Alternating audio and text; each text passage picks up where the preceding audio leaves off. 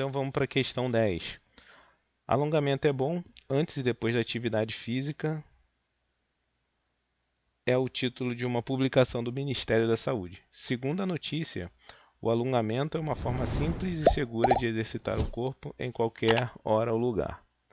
Após ler essa notícia, um estudante da UFSM passa a realizar alongamentos todos os dias antes de ir caminhando para a aula.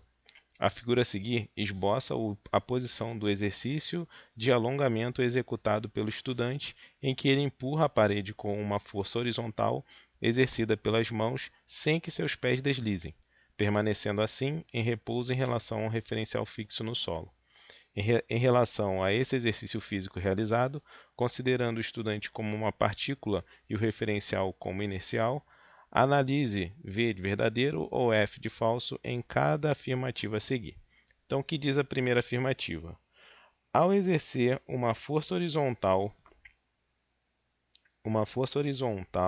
com as mãos contra a parede, o estudante recebe uma força aplicada pela parede de mesma direção, mesma intensidade, porém em sentido contrário à força exercida por ele.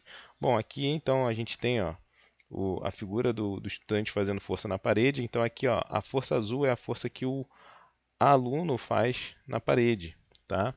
E a que está em amarelo aqui para a esquerda é a força que a parede exerce no aluno. Então essa primeira afirmativa ela está correta, né? Por quê? Porque ele diz, né, que com as mãos contra a parede, o estudante exerce uma força aplicada pela parede, recebe uma força aplicada pela parede, sim, a força aplicada pela parede aqui no desenho que eu fiz é a seta amarela, tá?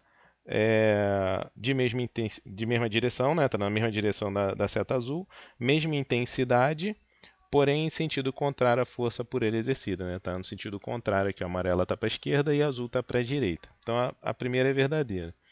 A segunda diz o seguinte: o estudante permanece em repouso, né? Então está aqui, o estudante permanece em repouso na direção horizontal durante o exercício, em relação ao referencial indicado, pois a força aplicada por suas mãos na parede é equilibrada pela força exercida pela parede em suas mãos. Aqui, essa afirmativa ela não é verdadeira, isso aqui é falso. Por quê? Veja bem aqui, vamos apagar aqui. Veja bem, a gente está estudando o aluno, o estudante. Então, o objeto do nosso estudo aqui, das forças, vai ser o estudante. Ele diz que a força aplicada por suas mãos na parede é equilibrada pela força exercida pela parede. Ele está dizendo que a força que ele exerce, a força azul aqui, está sendo equilibrada pela força amarela. Tá? E não é isso que acontece. Por que não é isso que acontece? Porque como a gente está estudando o aluno, a gente tem que estudar as forças que estão agindo sobre o aluno. Tá? A gente não vai considerar a força azul, né? Ela não vai se considerar porque é a força que está sendo aplicada na parede. Então, a gente vai estudar as forças que estão agindo no aluno. Então, quem está equilibrando a força que a parede faz no aluno não é a força que o aluno faz na parede, mas sim uma outra força ou outras forças que estão agindo nele. E quais são elas? Bom, quando ele empurra a parede com a força azul para a direita, a parede exerce uma força no aluno para a esquerda. Então é essa força que eu vou considerar, a força para a esquerda que está sendo exercida no aluno. Tá ok. Mas ele não sai do lugar, ele está em repouso. Então isso significa que tem uma força para a direita com a mesma intensidade dessa força amarela. E quem é ou quem são essas forças? Essas forças são essas forças em amarelo aqui no chão, essas forças em vermelho aqui que eu iluminei em amarelo que estão no chão. São essas duas forças aqui que somadas estão equilibrando a força amarela.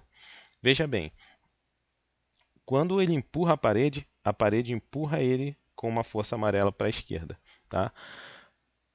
Ah, a tendência de movimento do aluno, então, é para a esquerda. E por que ele não vai? Porque o atrito nos pés dele apontam para a direita. Né? Então, a força de atrito ela tem sentido, o sentido dela aponta contrária à tendência de movimento do corpo. Como o estudante tem a tendência de se mover para a esquerda, as forças de atrito vão se movendo para a direita. Então elas estão na mesma direção da força amarela, né, na direção horizontal, e estão no sentido contrário. Então essas duas forças são as forças que estão equilibrando aquela força amarela. Por isso que a afirmativa 2 é falsa. Tá? E a última afirmativa diz o quê? A força-peso do estudante e a normal exercida pela superfície nos pés do atleta formam para-ação e reação. Então aqui é falsa também, né? A força normal e a força-peso não formam para-ação e reação, tá? Aqui, ó, eu coloquei um bloquinho do lado para a gente analisar essas forças. Então aqui, ó, para cima, né, a gente tem aqui a força normal do solo no bloco, tá? Então a força, vou botar aqui normal do solo no bloco, tá? Então NS. E qual é a força do bloco no solo? Essa aqui é a força do solo no bloco e a força do bloco no solo é a força anormal em B aqui, NB, né? A normal do bloco, tá? E a gente sabe que o bloco então ele tem massa, então ele tem peso, né? Então o peso dele está mais ou menos aqui. Então ele diz pra gente, ele está falando pra gente que a normal aqui, né, essa normal e esse peso eles formam ação ou para-ação e reação. Isso não é verdade. Por quê? Porque a normal ela é uma força de contato e o peso é uma força de campo, né, de campo gravitacional.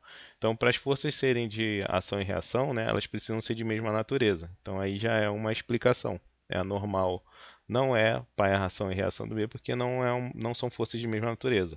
A normal é uma força de contato e o peso é uma força de campo, né? Então, quem é a força, o par ação e reação da normal? O par ação e reação da normal é no caso aqui a normal do solo no bloco, né? A ação e o par ação e reação dela vai ser a normal do bloco no solo.